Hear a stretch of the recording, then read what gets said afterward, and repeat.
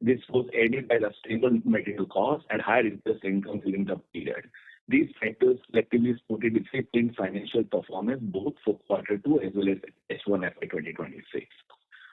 In terms of operational and capital efficiency, we maintained a strong return on capital employed profile and continued to operate with negative working capital intensity. Our cash conversion cycle for half one stood at negative 22 days, underscoring the capital efficient nature of our business model. We continue to stay debt-free and have been meeting all our requirements in terms of CapEx as well as working capital through internal accruals. Further, we have very healthy fixed assets turnover ratio, which is resulting from the efficient capital investment through standardization and modular approach in manufacturing.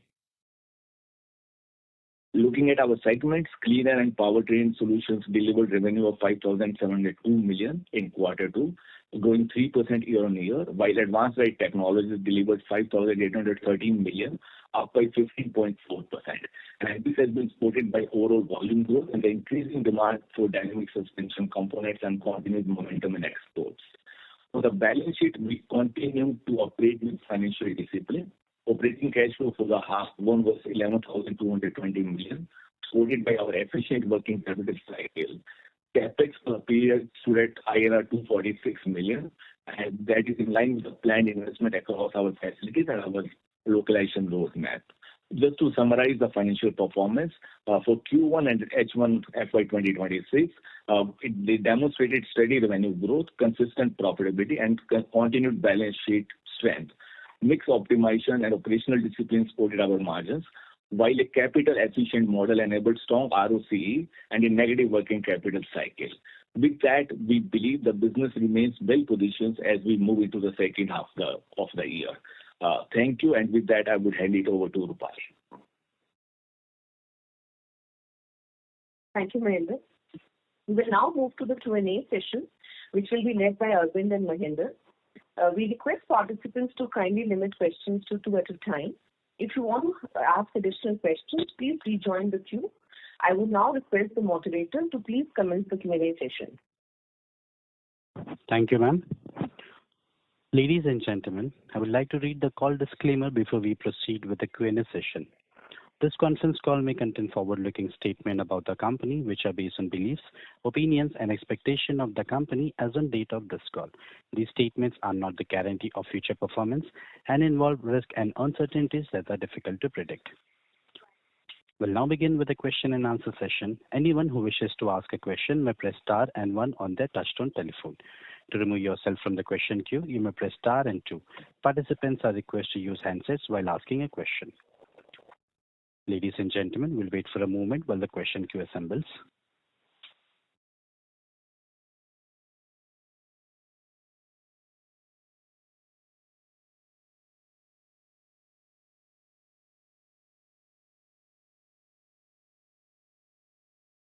Our first question comes from the line of Ravi Gupta from InCred Capital. Please go ahead with the question. Yeah, hi, thanks. I'm audible? Yes, sir, you are. Please go ahead with the question. Yes. Thank you for the opportunity and congratulations on the great set of numbers and the bumper listing. So my first question is related to the export order book. Could you please help us understand the execution timeline of it and also outline which products are part of this order and the key markets or the location you'll be supplying to? Thanks.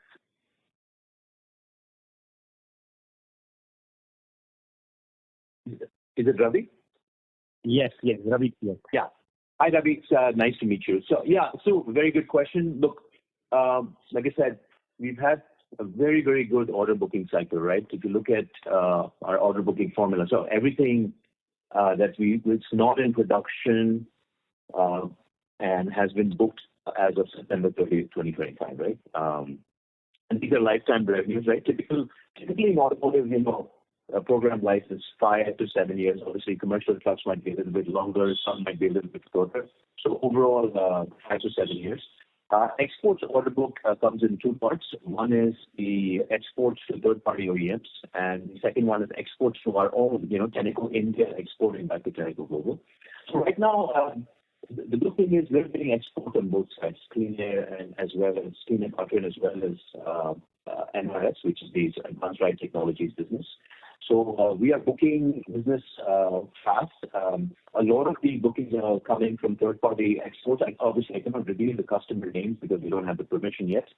But suffice to say that exports is going to grow much faster than our domestic business, simply because they're starting from a low base. If you remember our road shows and press conferences, we always said, look, we started from a low base of only 5% product exports. And now, if you look at our Q2 numbers, we're already somewhere around 7 or 8%. Right? So that percentage of exports as part of the total pie is growing slowly. And the other great thing about exports is exports are coming in at nice margins, right? And as the nice margins come in, the product mix will also help us improve our margins over time. Now, typically it takes about a year and a half to kind of get the product validated, homologated, and into production. So you would expect to see a lot of these start to come in late 26, 27, 28, and so on. That's why it's because we have a longer sales cycle. So obviously, I cannot give specific customer names and so on, but all I would say is they are great. They are growing faster than domestic business at a very high cadence. They are more profitable. And they include both clean air powertrain and the advanced ride technologies business, including full products as well as, you can call it semi-finished assemblies, components. Like, for example, advanced ride technologies, there will be products like rods and sintered parts that will actually benefit even our European brothers and sister divisions to be more competitive as they buy from us and then sell back to their OEMs, right? So that's also another area of growth. So third-party exports growth, Tenneco India took Tenneco global in terms of full finished goods as well as semi-finished, the sub-assemblies of components. So that's why it's so exciting for us, because India obviously has the labor arbitrage, right? The advantage of the lower labor costs, and also we are, because of technology equalization, right? 5-10 years ago, India was always behind technology, but now in both clean air powertrain and in advanced ride technologies, if you look at what products we sell to our local OEMs, in clean air, for example, which is BS 6.2, the same product with the same technology and the same legislation can also be exported to Europe as part of Euro 6, right? And their own version of rail driving emission. Same thing on the shock absorber advanced ride technology side, right? We can also export the same technology, like a semi-active suspension that we're selling to our Indian OEMs, also to our European OEMs. So it's a very exciting period for us, and thank you for asking the question, Ravi. Thanks for the detailed explanation. My second question is regard to the margin. So what was the margin for the clean air segment and the advanced ride performance segment in this quarter? And also, if you can share full year guidance or directional outlook on the margin front. Thanks. Okay. So, Ravi, hi, this is Mahendra. So, as well as the BU margins are concerned, we as a management team have not yet closed on that. We will be disclosing the margin at an overall level, not at a BU or the segments level. So that's what about the margins at a business unit level. In terms of the full year guidance on the margin, so as you know, we have got listed very recently. There are certain costs related to operating as a listed public limited company. For example, management costs, the active fee, compliance costs, and other costs like related to legal IT and all. We expect EBITDA to be a bit soft, but with the increase in the revenue in the coming years, these additional costs will get absorbed as we progress, and we'll come back to the same levels. Hope that helps. Yeah, thanks. Thank you so much. I'll fall back in the queue. Thank you. Our next question comes from the line of Vipul Agarwal from HSBC Bank. Please go ahead. Hi, sir. Thank you for taking my question. My first question is on the capacity expansion side. Like you highlighted earlier that you'll be expanding capacity, almost doubling the capacity over the next 3 to 5 years. So can you just talk about where are we right now, and if you are putting up new plants or expanding in the current capacity, maybe separately on clean air and suspensions both? Yeah. Thanks, Vipul, for asking the question. This is Mahendra. So good news is the order book visibility that we have and that we have disclosed. So considering those plans and order book visibility that we have, we would be investing both in the capacity expansion, in the expansion towards the capacity increase, and also in the expansion related to technology. We know, like specifically in advanced ride technologies, things are moving from conventional to semi-active suspension system, so we'll have to invest towards that as well. So we would be investing in line with the growth plans that we have, including putting up the new plants in the coming years. So any plans as of... Sorry. Sorry, Vipul, just to finish that. Also, some of that CapEx growth, right, will also come from transfer of CapEx from other Tenneco regions into India, simply because we can make it much cheaper and more affordable out of India, right? So that way we get the benefit of the lower CapEx. So that's one of the reasons why, if you notice, our ROC numbers are always very, very high, right? Very exciting, big, nice numbers. So it's a combination of a normal volume growth of India, which is the expansion CapEx, then there is technology-related CapEx as we get into more advanced dynamic suspension, for example, or into like gasoline particulate filters for CAFE. And the other thing is the CapEx transfer that happens from moving a lot of the equipment from maybe Europe and other regions to India and then exporting back from here. And that, again, gives us nice margins, and we're very excited about that as well. Yeah, and just to add to that, like, look at the way we do the capital investment. If you look at the way our FAR is, so our capital investment has always been pretty efficient through standardization and modular approach. And since we do not have any debt and they're kind of generating decent accrual cash flow generation, so we intend to meet all the CapEx requirements in the coming years from our internal accruals. Sure, understood. So thanks for that more detailed answer. My next question is on the export side. Like, will you be disclosing your exports numbers in going forward? Like maybe separately for, like you gave revenue numbers for clean air and suspension separately. Will it be possible to give separate export number as well for the sector, both segments? Yeah, I think that's not a bad idea. I think that's a good suggestion. I think we can look at it right now because we are just starting our journey, right? I mean, exports. Yes. If you remember, Vipul, from the road shows and the press conferences, historically with Tenneco, if you go back, let's say a decade, exports was never a focus. It was always local for local, right? It was Europe for Europe, US for US, China for China. But now, for the first time in Tenneco India has become Tenneco India for the world. So which means we export. If we are competitive, we get to export to third-party OEMs, and we also get to support other regions to enable them from being competitive, right? So that Tenneco Europe benefits from having Tenneco as a supplier of anything from sub-assemblies to components to even full finished parts, right? So at some point, I think when we get some critical mass, we could possibly separate that. Because in any way, right, it's a very, very exciting story for us, and that's what makes us grow our business much, much faster, because it is like the bigger advantage plus technology equalization. And also, don't forget, many customers themselves, right? If you look at the Western OEMs, are all pushing for India to be an export base. So by default, the business is being forced to come to India just because Western OEMs are asking for a contingency planning. So they want to diversify their supply chain risk. So that also benefits us, right? So I think all of this makes it very exciting. So very good question. Let's think about it. I think it's not a bad idea. But let us gain some critical mass. Once we have some good bookings, we're starting to see a lot of export bookings. So I think once that solidifies into a nice number, we could possibly separate that and show that in future earnings. Yeah, that would be really helpful if you can give your order book as well in clean air and your ART division. That would be really helpful just to understand, because both businesses are very different in nature.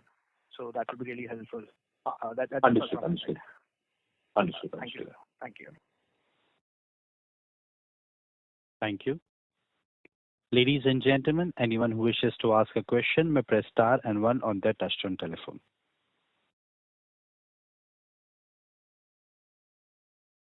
Our next question comes from the line of Jimmy Shah from Motilal Oswal Financial Services Limited. Please go ahead. Hi, sir. Am I audible? Hello. Yes, sir. Yes, sir, you are. Yeah. Congratulations, and first of all, congratulations on a great listing. So, a couple of questions. Largely on the order book side. So, the 9,800 crore order book, majority from the domestic. So, number one, this is because we booked a certain project from the Japanese OEM in the India business.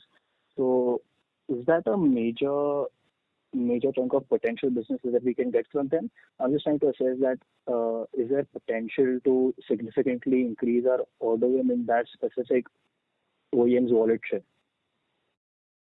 Yeah. So first of all, the 9840, right? So 9840 crores, right? So that is lifetime revenue. So it represents all booked business before September 30th, 2025 that are not yet in production, right? And it is a pretty long laundry list of many, many acquisitions or many, many business wins.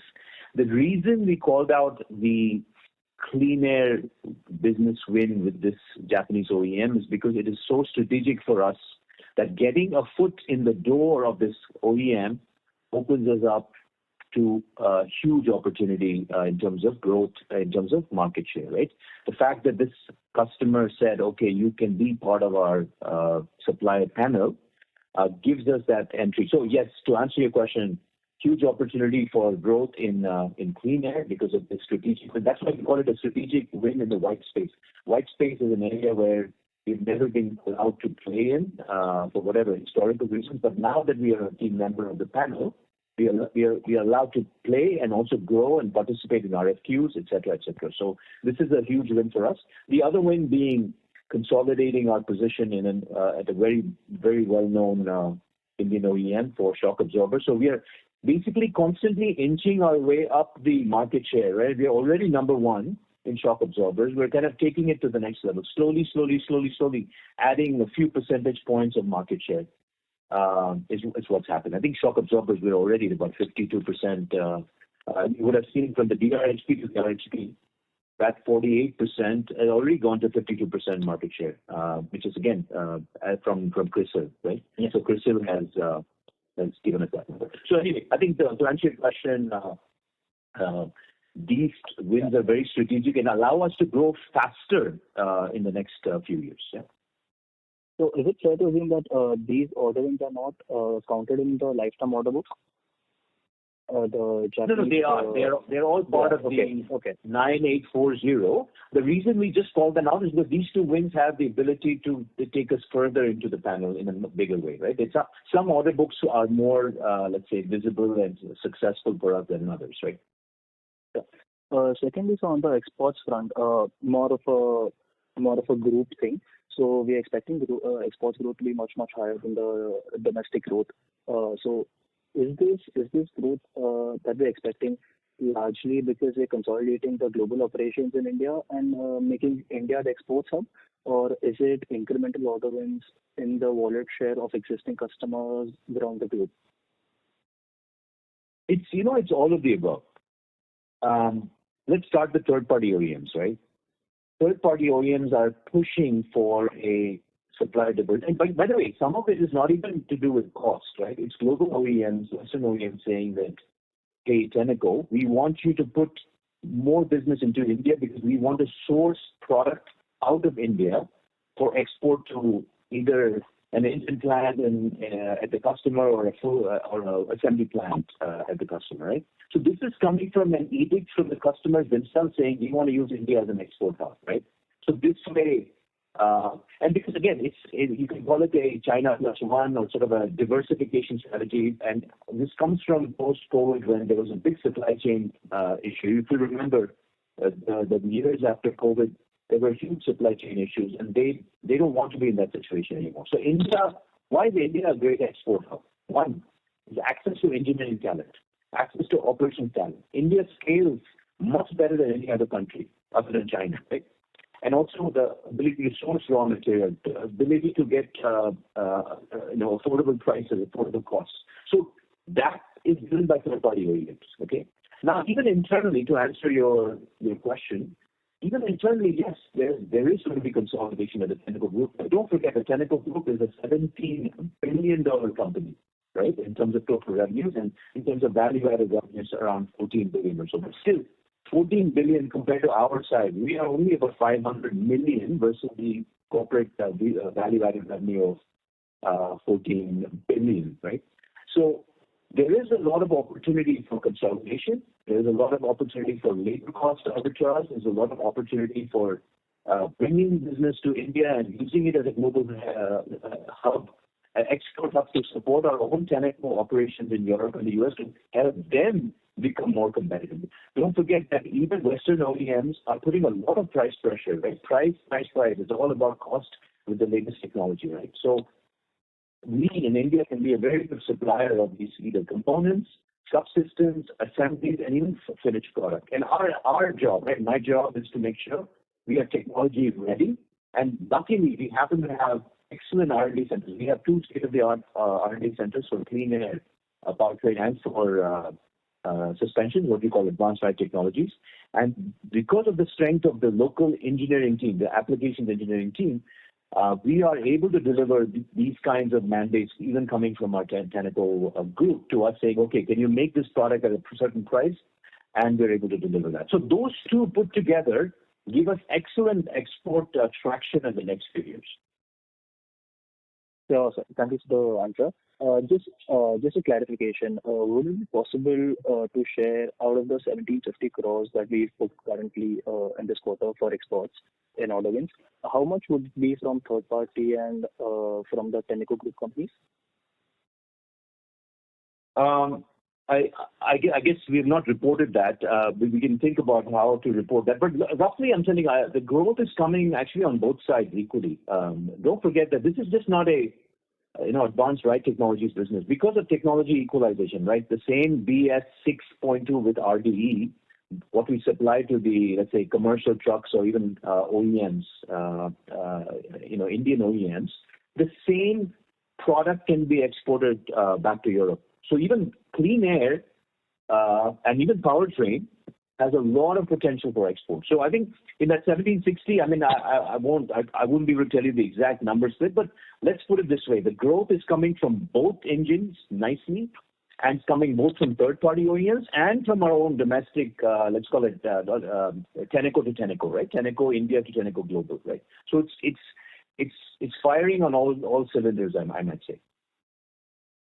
Sure. Thank you so much, and all the best. Thank you so much, Jimmy. Thank you, sir. Our next question comes from the line of Pradeep Pandey from Axis Capital. Please go ahead. Hello, sir. Thank you for taking my questions. I had 2 questions. One was on precious metal cost, which has been on the rise since the middle of Q1. And since your royalties are linked to revenues from operations, what impact do you see on margins in that sense? That's one. Let's first go ahead with one, and then I'll ask the second question.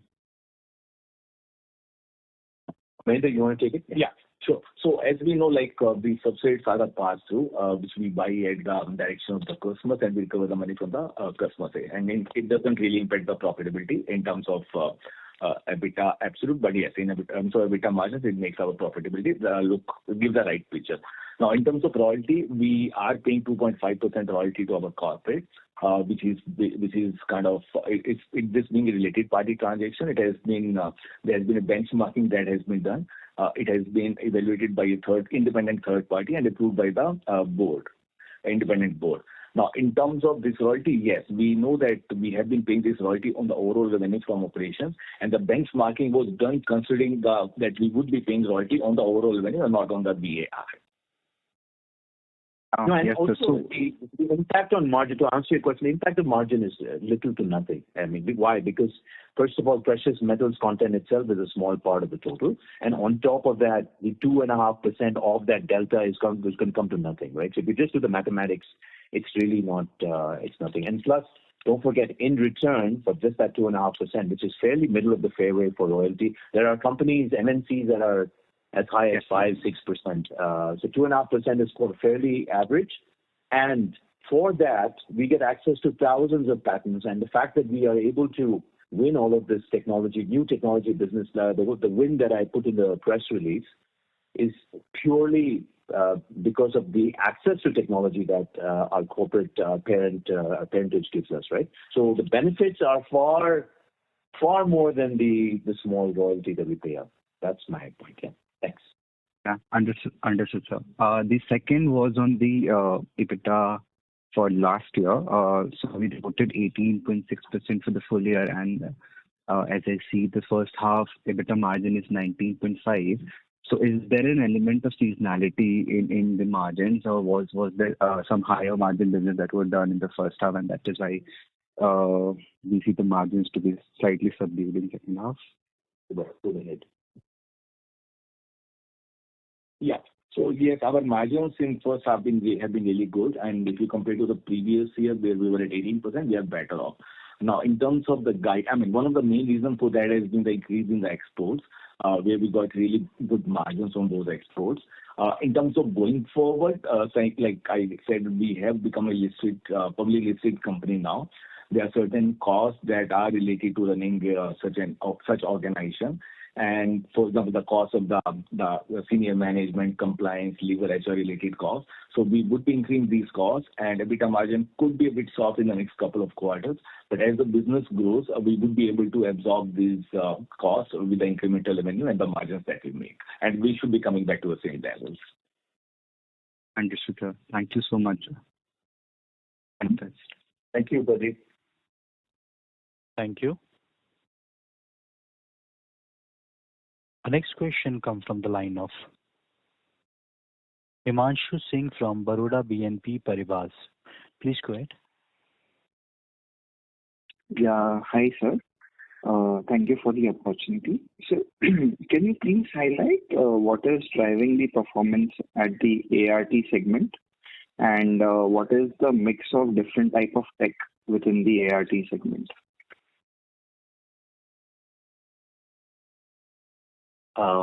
I can sort of start it off in Mahinder if you want to add anything, right? So, Himanshu, right? Yeah. So Himanshu, yes, thank you for the question. Advanced Ride Technologies in India right now, 95+% of the business is conventional shock absorbers, right? And these are fairly commoditized. Everybody uses them and has been using them for decades. What's happening in India right now is a massive disruption, okay? I think primarily driven by benchmarking that's done by our Indian OEMs, finding out that their competitors overseas are able to make advanced suspension in vehicle prices that are quite affordable. So this is like an eye-opener, right? And this has prompted several of our top Indian passenger vehicle OEMs to really start thinking about, what, if we don't disrupt ourselves, then we're going to be in trouble. And in India, ride handling, comfort while sitting in a vehicle is the last remaining area for disruption, right? So we've had everything. We went from small cars to SUVs. We went to connectivity and Bluetooth. We went to excellent interior, sunroof, ADAS has come, emergency braking. But that last remaining frontier happens to be advanced ride technologies. So as advanced ride technologies have come in, as you move from conventional to like a frequency-dependent damping, which is still mechanical, but then you move into like an active or a semi-active or an active suspension, which requires more electronic controls, you find that the basic shock absorber accessory, a paraphernalia, grows, right? So the content per vehicle starts growing dramatically. And even more so when it comes to an electric vehicle because of the way the vehicle is dense and it's got a bigger, like a lower center of gravity. It needs a more robust suspension. So the point I'm making is that as the technology roadmap advances from a basic conventional shock absorber to a more active suspension, and that's happening very rapidly. In the next few years, you're going to see everybody and their brother, every OEM trying to push this in a big way because they have to keep up. It's a survival thing.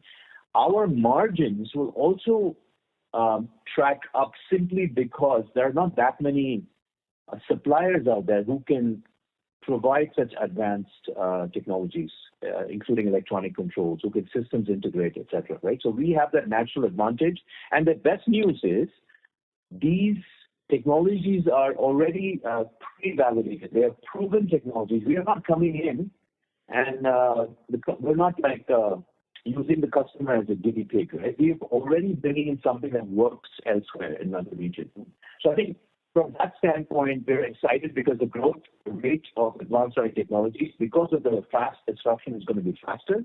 It's going to take us to a place of higher margin because there's not that many competitors, at least for now. and the fact that we have a higher velocity of execution. Why? Because we're the same company. We don't have any joint venture between us and the Tenneco group. It is literally me calling up my boss and saying, hey, I need this technology here localized very quickly. And with the strength of our local Indian applications engineering team, we're able to bring that to market faster. So more than anything else, our Indian OEMs want something, but they want it now. They want the advanced ride technologies now, and they're not willing to wait for like 2 or 3 years. They want it like within months, right? And we're able to do that uniquely. So that's sort of the answer to your question. So yes, margins will go up, but it will take some time. But the adoption rate will be faster simply because it's a survival thing for our OEMs. Yeah. Okay, thank you. And how much was the listing expenses and which line item you have included that in? So the listing expenses were to be borne by the selling shareholder, so that's not part of my P&L. Okay.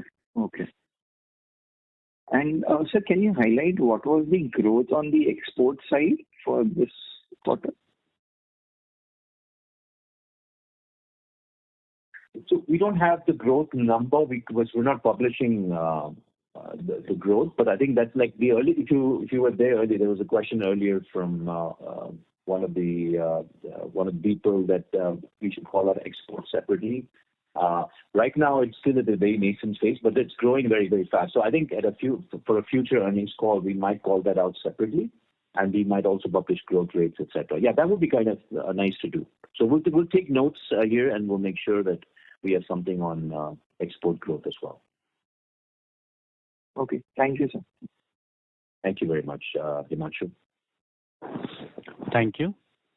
Our next question comes from the line of Rahul Ranade from Goldman Asset Management. Please go ahead.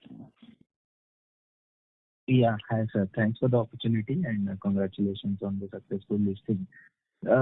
Just one, kind of follow-up question on one of the earlier comments. So, what kind of headwind should we, kind of expect in terms of the margins, given the listing compliance costs, etc., that you talked about as one of the reasons for margins being muted going forward for the near term? Because generally, such cost at least doesn't, kind of show up to be a material headwind for many of the companies that go IPO. So just wanted to understand that bit. So I'll start and maybe Mahendra you can add. So look, there are two different costs, right? One is the listing itself, and that was paid for by the Apollo, the promoter, right? Sorry, the promoter selling shareholder. This cost, what we're talking about, which has a sort of a soft impact on EBITDA, is because of the hire of new leaders, right? New leadership. There's also strengthening of HR, IT, finance, legal. Because once you go to a public entity, you have to hire certain key resources to manage things like compliances and HR related labor laws, etc. So you are held to a higher level of scrutiny, which requires you to add certain headcount, and plus of course there is also auditors and external consultants and advisors and so on. So these are sort of cost additions that happen when you move from a private to public entity. However, having said that, once we add these costs, they will be pretty flat-ish because the revenue growth will absorb these costs nicely, right? So it's just a matter of a few quarters when the revenue growth catches up and we're able to absorb this much better. But it's not it's not material enough where you have to panic or anything. It's very, very minimal. We are adding leadership very carefully to make sure that we meet the needs of a public entity from a board and SEBI, etc. perspective. But at the same time, we're going to stagger it over time so that it doesn't hit us severely in any specific quarter. In terms of headwinds, right? Our headwinds are more about the general market. What happens to commercial truck? For example, the road infrastructure. We're going through a 5-year low, and commercial trucks don't seem to be growing in a big way. Maybe there's a slowdown in the passenger vehicles segment, especially the B, C, D segments. Our headwinds are more to do with the market and how the market will behave. There is also potential some headwinds around this labor code announcement, but that just happened a few days ago. So most companies around India are trying to figure out what this means for us, right? So every company will be affected by these new labor laws. So our headwinds are more macroeconomics related that affect everybody, not just us. We're not so worried about our own internal growth strategy simply because, like I said, we are already winning a lot of market share. We are growing with new technology, with third-party OEMs, and we're also growing exports. So all of those three are areas for growth for us. And of course, white space, there's a lot of white space still that is untapped between clean and powertrain as well as advanced ride technologies. And then you want to add something? No, I think you covered that. I mean, the cost of running a public limited company, like I've been mentioned, one, we have been careful in kind of incurring these costs, and these will come over a period of time. And by the time we get these costs in our P&L, we have kind of already the revenue and profitability, we'll be able to absorb these additional costs. So we don't see any major impact on the P&L on some of these costs. But yes, these are essential costs that we need to incur. Sure. No, that's helpful. And just wanted one more clarification in terms of what's the internal understanding in terms of the timelines for the tractor emission norms, because I understand that is one kind of meaningful trigger for us in terms of our clean air business. So what's the current understanding on that? So great question. Now look, it depends on when the norms happen, right? So TREM 5 is where we have our strongest position, right? Because TREM 5 forces a oxygas and a particulate filter where we are very, very strong, right? So we're just waiting for that legislation to come in. It might be 27, it might be early or later 27. We think it'll be around 2027, and that's when those norms will very positively impact our sales revenue. We are very, like I said, every time a legislation changes or there's complexity, we come out on top. And this is the history of Tenneco. We have grown our market share over several years purely because of legislation where we can meet the affordability criteria, right? We can reduce weight, we can make it lightweight, we can respect the packaging environment of the customer vehicle architecture, and we can deliver faster time to market. Time to market is so important for the OEMs, right? So because we resonate on all of these 4 or 5 key dimensions, our ability to win every time that the legislation changes becomes much, much stronger, right? That's how we have captured market share. Like on commercial trucks, we are leading the market there as well, right? Very, very high market share you would have seen in our RHP as well. So I think the timeline, I couldn't tell you. It really depends on when this legislation will be announced. I think, again, somewhere around 2027. But once that comes, then we are in very good shape because then we will have a lot of content growth for clean air within TREM 5. Sure. And fair to assume that this forms part of our order book that we're disclosing? The TREM 5? Yes. Or rather... There are TREM 5 order books in here as well, yes. Good observation, yes. Got it.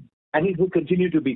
I'm just saying, the order book is just a snapshot in time, right? So like after September 25th, we will still keep booking lots and lots of business. So that's already set in motion so that there will be more legislation-related bookings.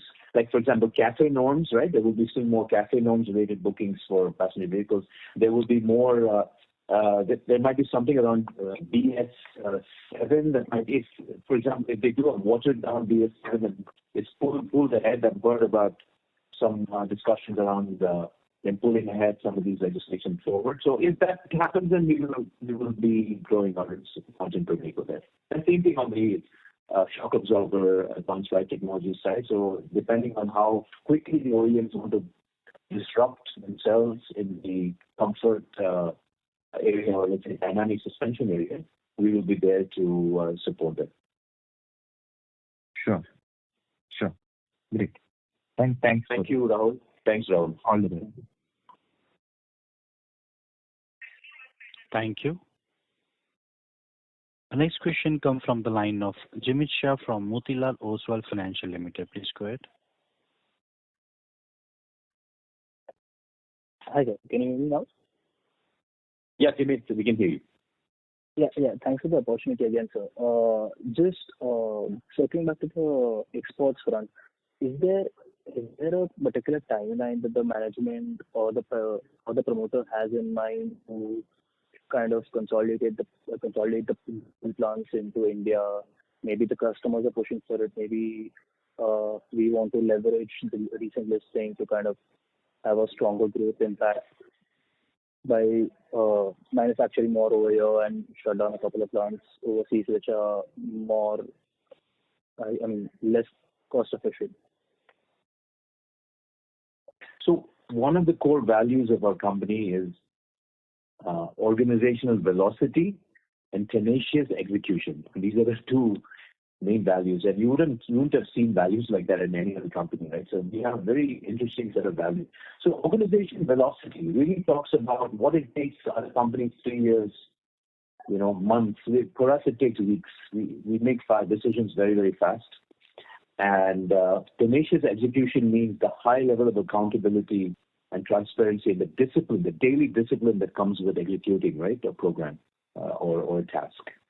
If you look at our group performance, just forget India for a second. If you just look at the Tenneco group, they've made an amazing transformation at the group level. So India's success, right, the Tenneco India success is a subset of the fantastic success that the group has also had. And you can go online and check what they've done to their EBITDA margins in just 3 years. It's insane how wonderfully our global CEO Jim Boss and the executive leadership team have led this company into one of the best transformations in the auto industry, right? And India has also done really well. In the last 3 years, we've achieved very nice EBITDA margins.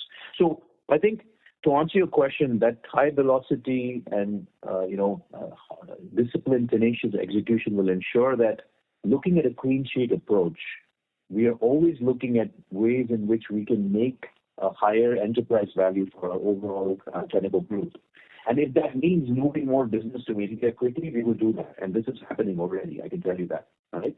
Now, in terms of third-party OEMs, yes, there's a push, but there's also, it takes some time to, test the product, validate the product, homologate the product, because now you're moving, let's say, the same product from Europe to India, and then it has to be validated, and then you have to check all the logistics and et cetera. So that takes a little bit of time. But I'm just saying that from the fact of using India as an export hub, there's a tremendous drive from our Western OEMs to push more and more business to India. So those two, the Tenneco internal need to achieve higher enterprise value that automatically puts India in a very favorable spot from the labor arbitrage standpoint. And secondly, OEMs, customers themselves pushing to say, hey, I want this out of India. I want to have the supply chain diversification, which is not just cost, but also contingency planning from a supply chain standpoint, right? So all those will help our exports go faster. I cannot tell you whether it's going to happen 2 years, 3 years, 4 years. All I will say is that the velocity is there on both sides to happen, from the internal Tenneco group as well as the third-party OEMs. Sure, sir. So, secondly, on the advanced ride technology systems, you mentioned that all of the Indian OEMs are trying to go for more of a semi-automatic from a mechanical suspension point of view. So, are there any tangible things that we can track, maybe RFQs or change in RFQs as a percentage? Like, let's say if there's an X number of RFQs which are for advanced ride, the semi-automatic technologies, where are they now? Like, is it a 2x or a 3x increase in RFQs? Are the OEMs also trying to,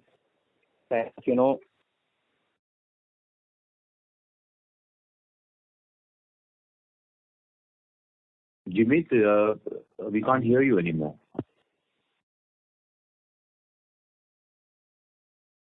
Jimmy, sorry, but we are not able to hear you. But I'll answer this question anyway. I think, Jimmy, I got your question, right? So I think what you're saying is it possible to get better RFQ visibility on the technology disruption that's happening, right? So look, the technology disruption is already set in motion. And I won't take the name of the customer, but you can just YouTube this or Google it, and you'll know who's leading it from an Indian OEM standpoint. It's very clear. I think that disruption's already started. Already conventional shock absorbers have given way to more like frequency-dependent damping. And that's already starting to become more transient as semi-active suspension started to take off, right? So we're taking this very, very seriously. We want to localize this and bring this to the Indian OEMs as quickly as possible. So I think all I would say in this is that all it takes is one Indian OEM to say, you know what, I'm doing this, and their main marketing blitz is all about the right quality, right? Right quality, comfort, convenience, and that's the fact that we are making this the main differentiator for our end user, which is the car drivers and the passengers and so on. So for us, that itself means that all the other OEMs who are either fast followers or slow followers, they will have to do it. Otherwise, they will be left out from a marketing perspective. You don't want to be the last remaining OEM that says, I still sell basic shock absorbers from, the 1990s or 2000s, right? So you have to kind of move with the times. And global technology has already moved in that direction. In China, for example, they've already moved to dynamic suspension. So I think that thing is going to get disrupted really fast. Whether we can give you exposure or not, we'll have to discuss that because a lot of these are confidential RFQs. But we'll tell you, I think whenever we book something that is new technology or let's say a disruption, we will make it apparent through an order book announcement, maybe once every 6 months or so, because these things, they have their own timelines in terms of, getting the RFQs, quoting, winning business, et cetera, right? But we'll figure out a way to kind of, through our order book, to give you some understanding of what that is.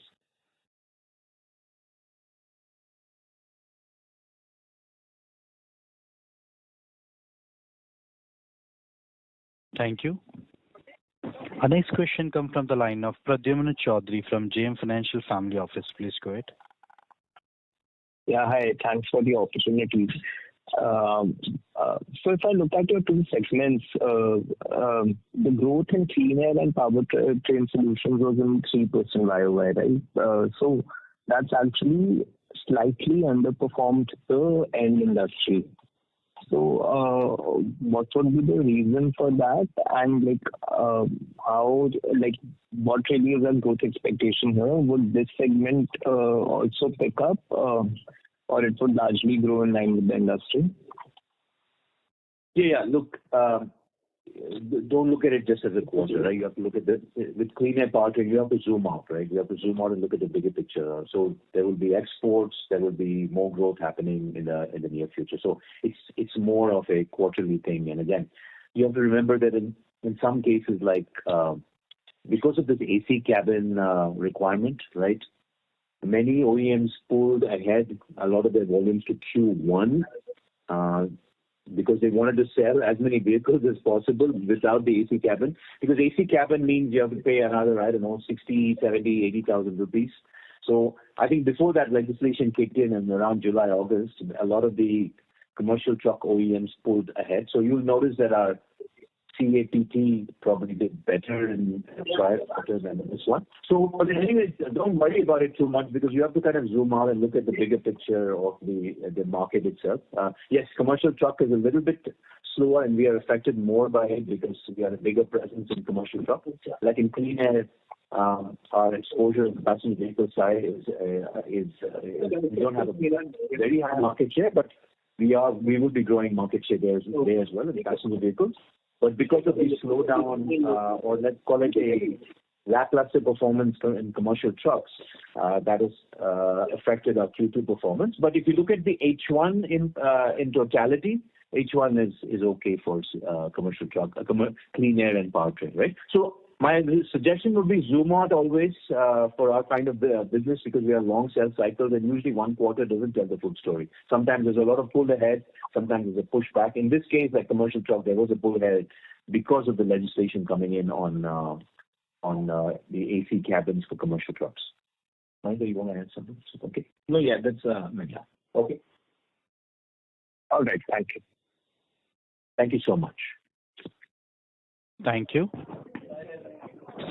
Ladies and gentlemen, in the interest of the time, that was the last question for today. I would like to hand the conference over to Rupa Singh for the closing comment. Thank you, and over to you, Rupali ma'am. Thank you, Danish. That concludes the Q&A session. The recording of this call will be available shortly on the company's website. Thank you all for your participation. We really appreciate that, and have a good evening, please. Thank you, ma'am. Ladies and gentlemen, on behalf of Tenneco Clean Air India Limited, we thank you for joining today's conference call. This concludes this call. You may now disconnect your lines. Thank you.